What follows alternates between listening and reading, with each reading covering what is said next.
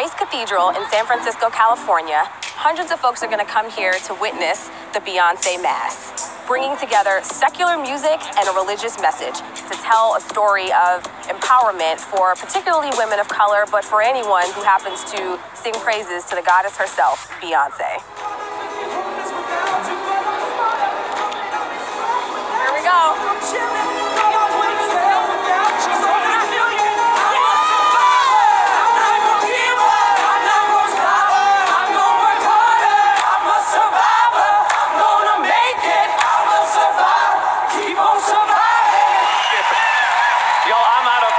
We sing Beyonce in church.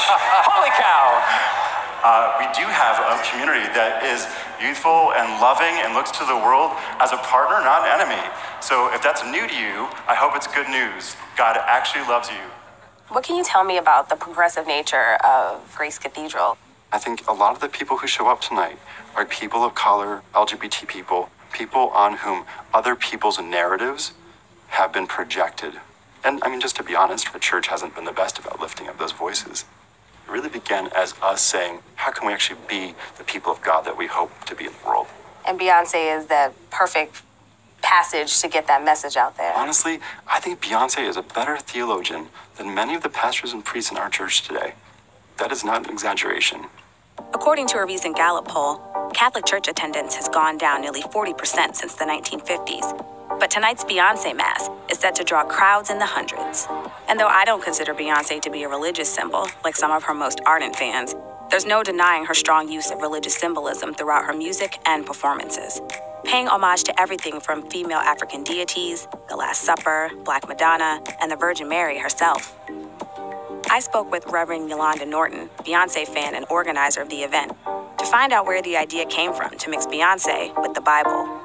The event was born out of a class that I teach called Beyonce in the Hebrew Bible. So I walked them through this process of thinking about how the music of Beyonce helped us have conversations about Black women and how we worship and our spirituality. So talk me through how you analyze a song like Flaws and All for your students. She has this ambiguous audience, right, in the song. Maybe it's Jay-Z, maybe it's her fans, but I love it when she says, you know, I'm a train wreck. I'm a train wreck in the morning. I'm a bitch in the afternoon, right? I'm a bitch in the afternoon. Every now and then, without warning, I can be really mean to you. Right. I can be really mean toward you.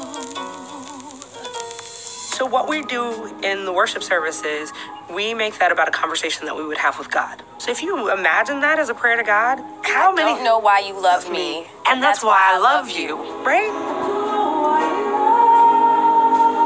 I neglect you when I'm working? Yep, we all do that, right? So it's really about naming Black female spirituality is embodied in that song. The Lord be with you. Also with you. Lift up your hearts. Lift them up to the Lord. We live in a world where a mostly male church debates whether or not women should be ordained. But Jesus chose Mary of Nazareth, a woman of color, and another woman of color, Mary of Magdala, to be the prophet of the resurrection. So what is very clear to me is that God is a lot more comfortable entrusting his power and authority to women of color than the church is. I've been asked time and time again, why Beyonce? I believe that she reminds us that sometimes you have to do your thing your way. You don't do it on demand. You don't do it for your oppressor. You don't sing when they want you to sing. You sing when God tells you to sing. Never give them your song. Beyonce didn't become Beyonce on her own. I'm not standing in front of you because of anything that I've done. I'm here because of the Mary Nortons of the world, the Daisy Washingtons of the world. These are women whose names you'll never know, but Black women who fought to their core to make sure that there was a better tomorrow for those who could stand in front of you and say, as a Black woman, I am created in the image of God, and I am here to change the game and make the world a better place.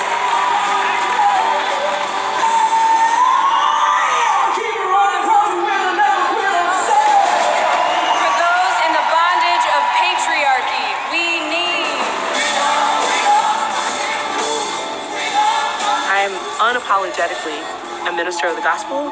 I am unapologetically a biblical scholar. And I am unapologetically a Beyonce fan. And I don't feel like I need to apologize for any of those things. I think that Yolanda's sermon of knowing when to hold on to the hands that are next to you and stand tall and to not give up, those are messages that are not exclusive to just a woman of color experience. Those messages are necessary for everyone. And to use Beyonce and her music as a platform to bring people into the church to hear the message was truly, truly powerful.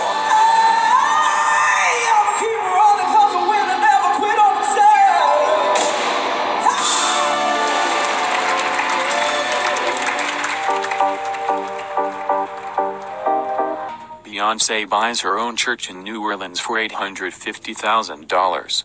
And it's over a century old. She's one of the most famous people on the planet. But it seems a career in show business just isn't enough for Queen Bey, 36, who has reportedly bought a church in New Orleans.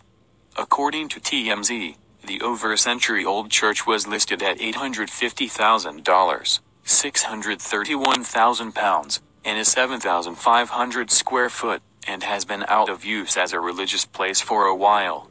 Beyonce's representatives have been contacted for comment by Mail Online.